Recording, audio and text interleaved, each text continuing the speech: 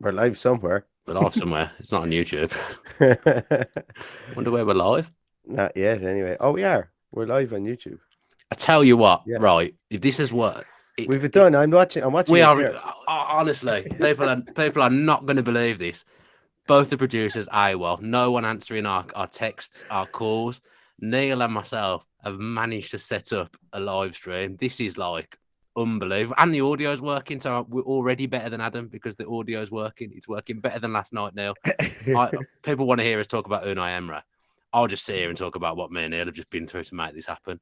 Neil, that was even more incredible than Villa beating Brentford 4-0 yesterday, wasn't it? It's CV worthy what we just put off there. Not like literally hackers wouldn't have gotten in. I had to guess login codes and login passwords and everything from other people. So yeah, I'm probably wanted man by the FBI right now after what I just did. I can't bring myself to even talk about what's just happened to Aston Villa because I'm so amazed that we've managed to make that happen. But we better do it because otherwise we've gone to all that trouble and absolutely no one's going to be watching. Is anyone actually watching? Can we see if anyone's watching at the moment? Is there anyone? Yes, there's people. There's We people do talking in the chat 57. now. Yeah. It's We all have good. it Although here. I will say it does say there's 0 people are watching No, I can online. see here. I'm looking at it on YouTube and I can see there's 90 people and counting. It's rolling upwards, rolling upwards. Yeah. And I can see some very familiar faces in the chat there as well, popping up. It's working. Everyone seems to be saying it's working. Yeah. Dolan's even watching, and he'll know what a magnificent moment this is for me and you, Neil. Absolutely unbelievable. We better talk about the football. So Villa have acted. Well, it sounds like there's been a day of heavy negotiations that have taken place. I thought Villa wouldn't be getting a manager until the end of the week, if not probably the start of next week. I mean, as it turns out, he won't actually be able to arrive until next week. So Aaron Danks will still be in charge against Newcastle. But Aston Villa have tonight announced now that Unai Emery is the next manager of Aston Villa Football Club. How do you feel about it? I feel great. It was we were doing a podcast earlier, and I was just trying to highlight some of the things that he's done and with previous teams, and all of a sudden the news broke when we were live, and it was only at that stage that I kind of started thinking that this is probably the most high profile manager that Aston Villa have ever appointed. I would go appointed. I went to great lengths to say that as opposed to have had, because we've had some, like, people were saying Martin O'Neill was high profile, and yes, he was within the UK, and Gerrard Houllier was high profile, but Unai Emery is like, we ever appointed somebody that's four European trophies to No, his I was name? going to say I don't remember us hiring a European trophy winning manager, but then I was trying to think how many trophies did Houllier win actually. But his record in the Europa League in particular, Emery, is absolutely staggering. He's managed some big clubs. He's managed Paris, he's managed Arsenal, Villarreal, Sevilla. He was Valencia manager as well. So this guy's been at a lot of big clubs.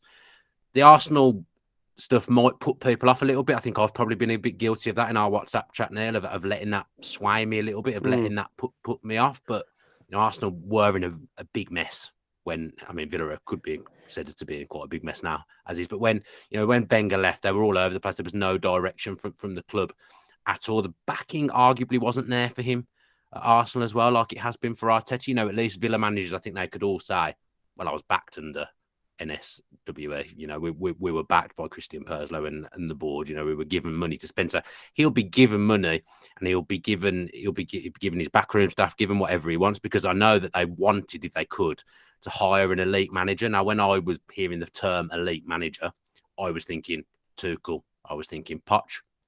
But actually, what you've just said, with what Emery's achieved in the game, he is an elite manager.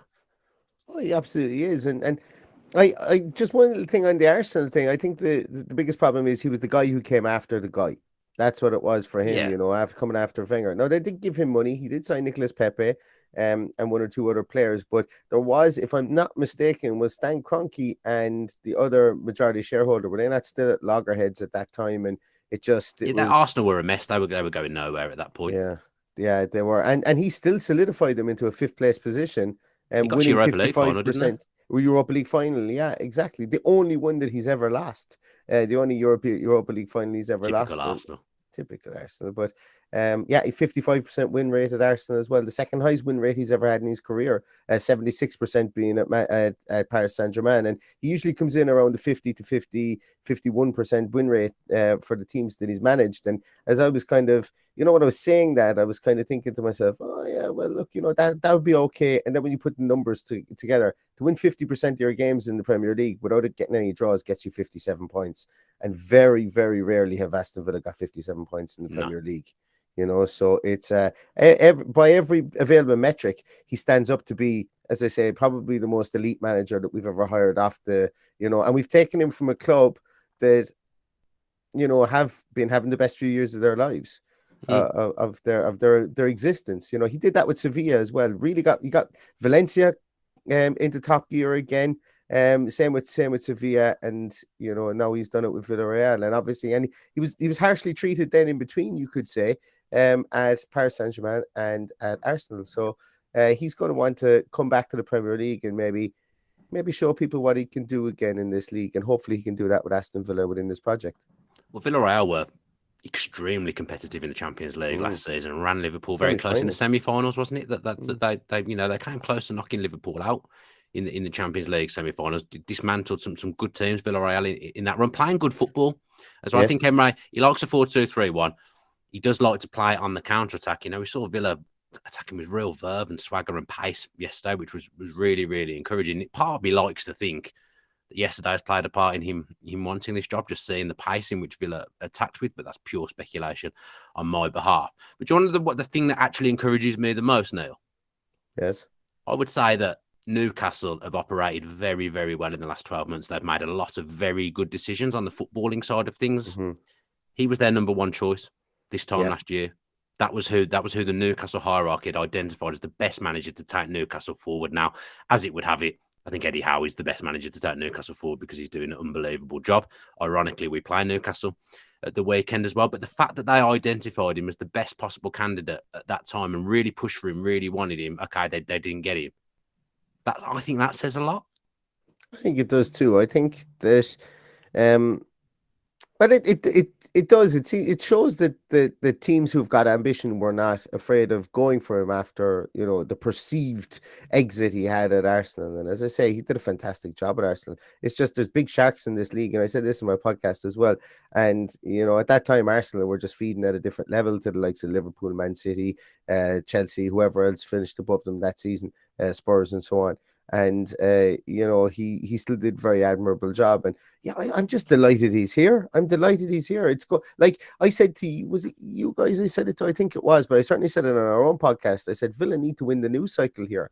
And when we got rid of Steven Gerrard, you go out and you win 4-0 against Brentford, and still from the sidelines there was people saying these players are disgraced. They've really let Steven Gerrard down. Honestly, been battling the media all for 7 days. It feels like. Obviously, I'm part of that, but when it comes to Villa, I obviously know what's going on, and I know what I'm talking about. And I've really had to fight with people in the last week to talk about the Steven Gerrard era. I've been completely disrespected by some ex-footballers on things that I've gone on, but I know that I'm in the right with it. I've really had to battle with it. I think some of the stuff that's come out it's been quite lazy. It's been a bit of a disgrace, really. So you're right though, Villa have managed to turn it around by getting that win, playing so well the players, and okay, people are still trying to have a pop at them, but getting the manager Villa again.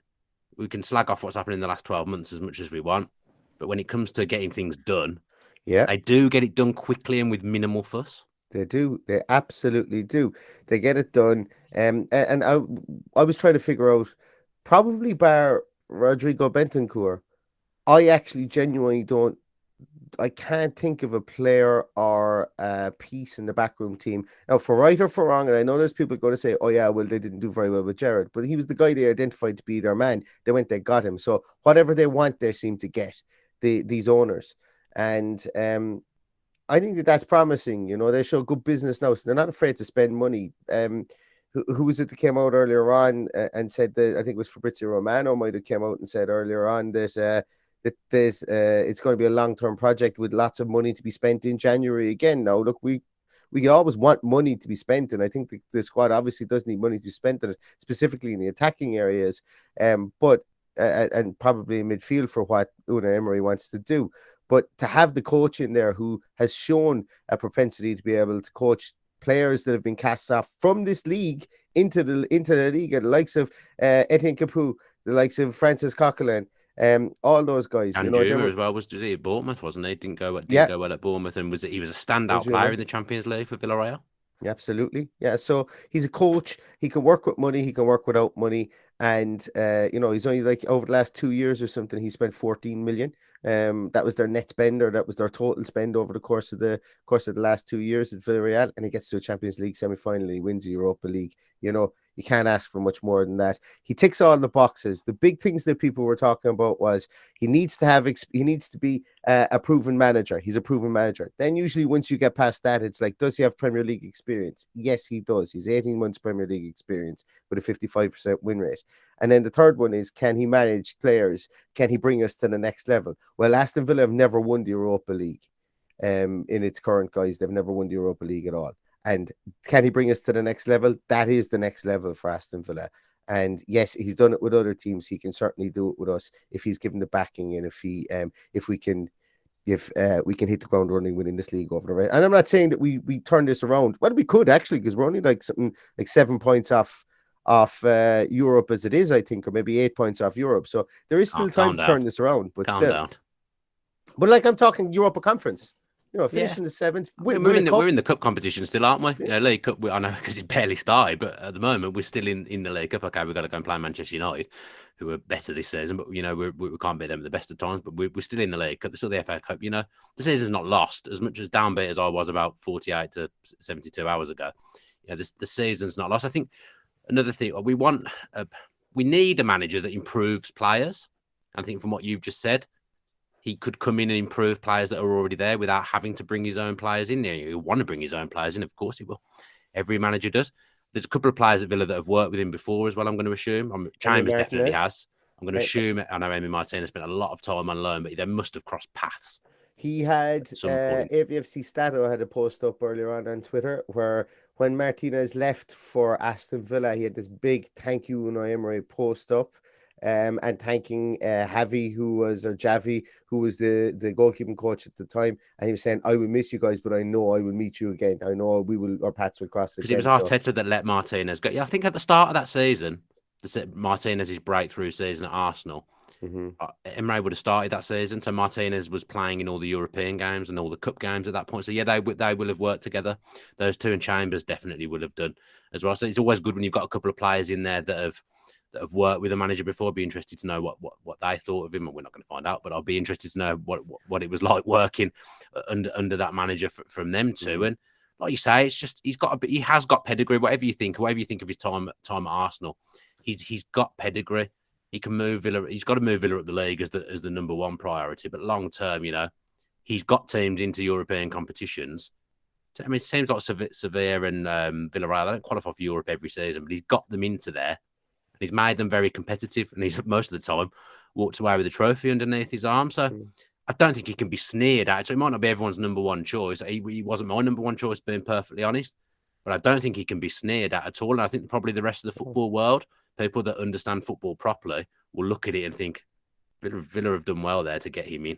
They really have.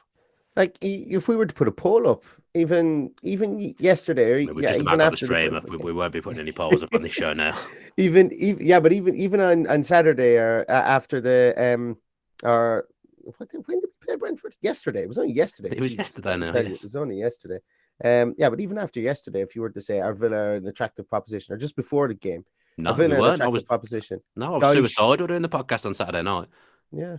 That's all you would have got. You'd have got Dyche as the we're just going to go for Dyche, or get Allardyce in. There was people seriously saying Allardyce and stuff. But then, you know, these are the swings and roundabouts. That the club is a big proposition. The owners know what they're doing here. Yes, they may not have got it right with Steven Gerrard, but they know how to spend money, and they know how to convince people.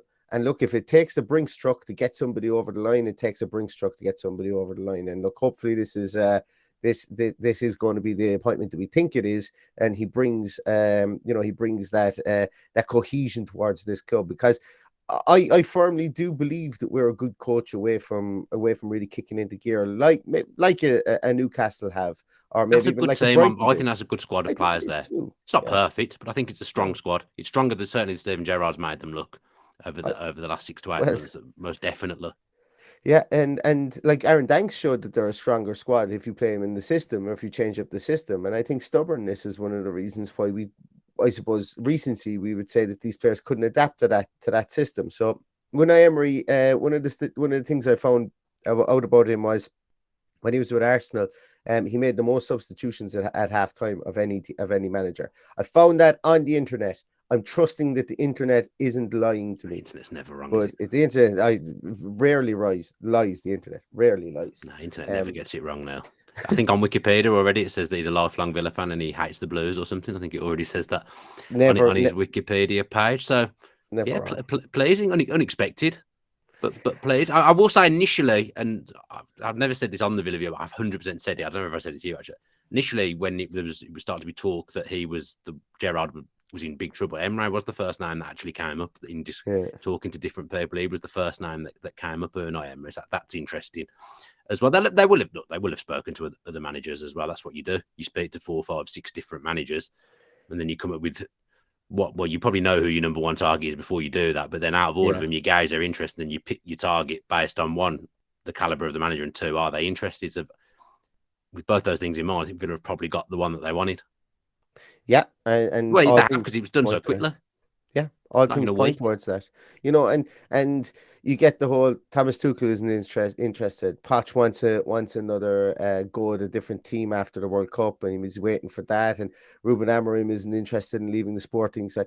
I would imagine you're going to kiss a lot of frogs before you get your prince, as the saying goes. And I think that just because other people turned us down or were perceived to have turned us down, maybe the talks were just all that was have to gauge an interest, as you said, Dan. But you're going to chat to a lot of people before making your decision, because you don't want to be that needy person who goes out and says, listen, you're the only one we're talking to. I think those days are gone, because there's so many back channels that people gain interest for, whether it be players, whether it be managers and so on, that you always want to have your options open. You always even want to just talk to another couple of managers so that word gets back that, wait a minute, they're talking to other people. I better push the button here, or we better come to some sort of agreement, because I actually really want this gig. I'm not saying that's what happened to Unai Emery, but it stands to reason that in negotiations you would have a lot of irons in the fire, and you wouldn't just put all. How many analogies can I get in one sentence? Because I was just about to say you wouldn't put all your eggs in one basket. Good stuff. Well, you know what? I've had 2 managers so far under this regime. One was a success, I would say, fulfilled the remit. One of them was a disaster in the end. You have to say. So this is the true test. Now the third manager, that's the true test, isn't it? Is he going to be the man to take you back up the table? Because Villa have undoubtedly lost. We've lost a year or so in the way things have been in the last 12 months. Progress has not been made in the last 12 to 18 months, and Villa have definitely lost some time in what they were trying to do and how quickly they were trying to manoeuvre themselves at the table to become competitive. But this time next year, I mean, we could be talking about another new manager, because that seems to be what we do in October with Villa, but hopefully not. Hopefully, this is a manager that can be here for a while, a manager the fans can get on board with and like and learn to love and have some success under a manager. That's all we want. We all just want to be successful, and hopefully Unai Emery, he's the man to take Villa forward, and he's the man to bring some success. So I think that probably does us now. Thanks ever so much. Unbelievable effort from the 2 of us to get this show on air this evening. I mean, hopefully people have enjoyed the brief chat that we've had. That's 2 nights running. We've had to really push to try and get the Villa View show on air. Too complicated. Need a simpler setup, but actually it may be quite simple because me and you have managed to do it. So yeah, thanks for tuning in. We'll be back on the Villa View at some point later on the week. Of course, there'll be a match preview for the Newcastle game. And I think I've had a text. I'll probably be on Sky at some point tomorrow talking about this appointment. So watch out for that. I'll announce it on my social media at some point what time I'm going to be on. Thanks ever so much for watching. Up the Villa.